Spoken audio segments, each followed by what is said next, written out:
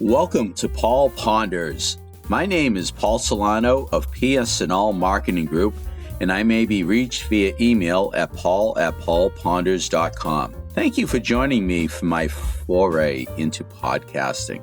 It is great to be collaborating with my friend and associate Chalonzo Amos of PodPro Entertainment to bring you some fun, exciting, and informative podcasts.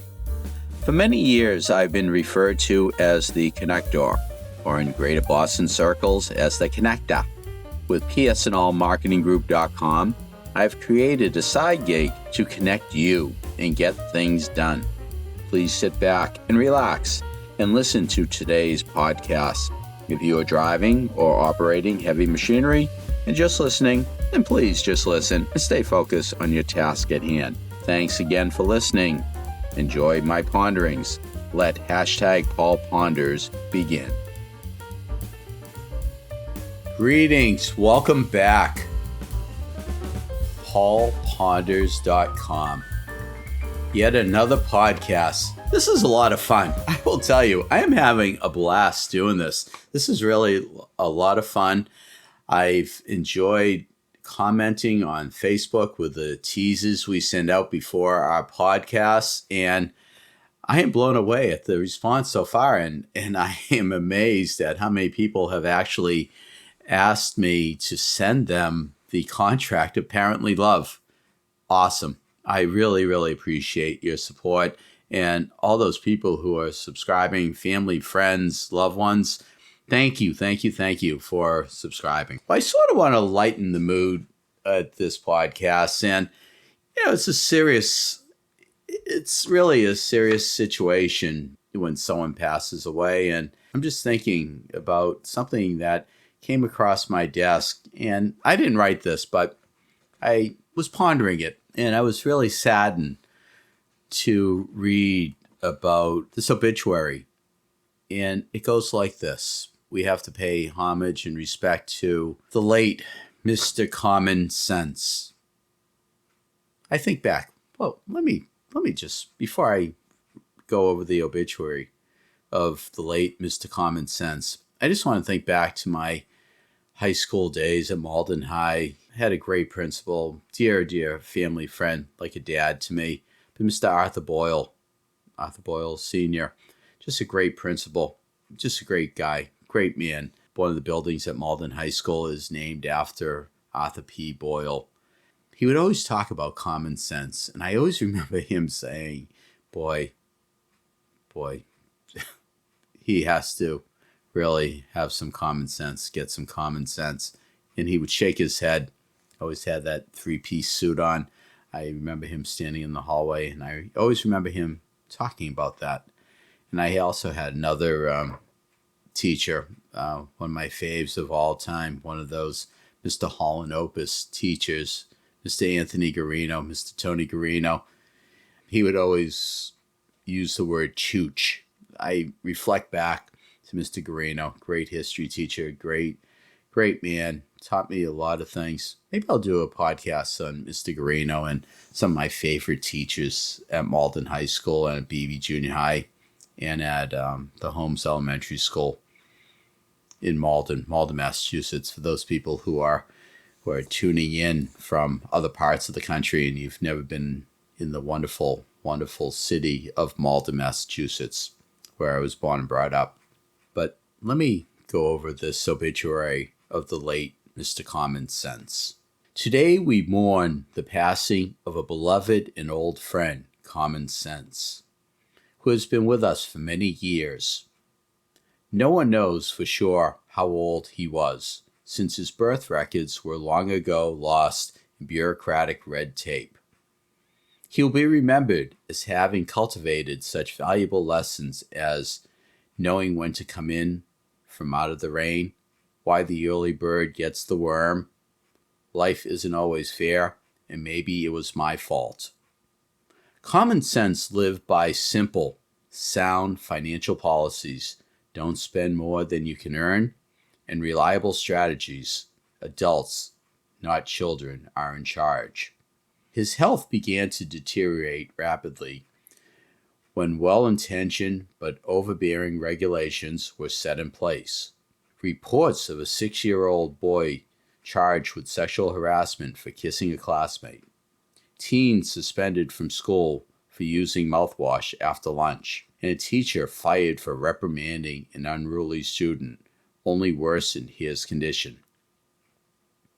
Common sense lost ground when parents attacked teachers for doing the job that they themselves had failed to do in disciplining their unruly children. It declined even further when schools were required to get parental consent to administer first aid cream, sun lotion, or a Band-Aid to a student. Common sense took a beating when you could not defend yourself from a burglar in your own home, and the burglar could sue you for assault.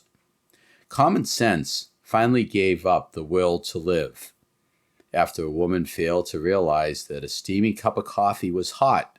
She spilled a little in her lap and was promptly awarded a huge settlement.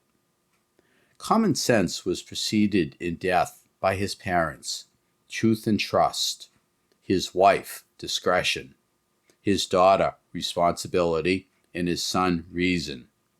He is survived by his 3 stepbrothers. I know my rights, someone else is to blame, and I'm a victim. Not many people attended his funeral because so few realized he was gone. I just passed this obituary along because I believe I still have some common sense, hopefully a lot of common sense, but I just want you to ponder what I've presented in this podcast. And that's about all I have for this podcast. I'm looking at the time frame, and yeah, we've pretty much taken up your time. Wait a second. Wait, there's breaking news here. Wait a second. Speaking of obituaries, my daughter, actually, I remember my daughter Ann, always enjoying she always would say that word, obituary. But anyways, this obituary just came along, it's handed to me. The Pillsbury Doughboy passed away. The Pillsbury Doughboy died yesterday in Minneapolis of a yeast infection and traumatic complications from repeated pokes in the belly. He was 71. Doughboy was buried in a lightly greased coffin. Dozens of celebrities turned out to pay their respects, including Mrs. Butterworth, Hungry Jack, the California Raisins, Betty Crocker, the Hostess Twinkies, and Captain Crunch. The gravesite was piled high with flowers.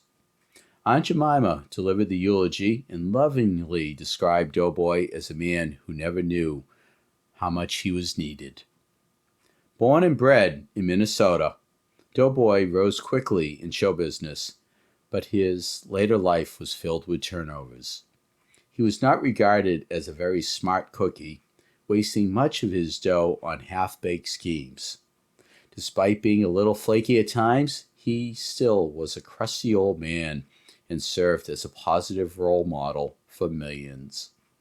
Doughboy is survived by his wife, Play-Doh, 3 children, John Doe, Jane Doe, and Dozy Doe.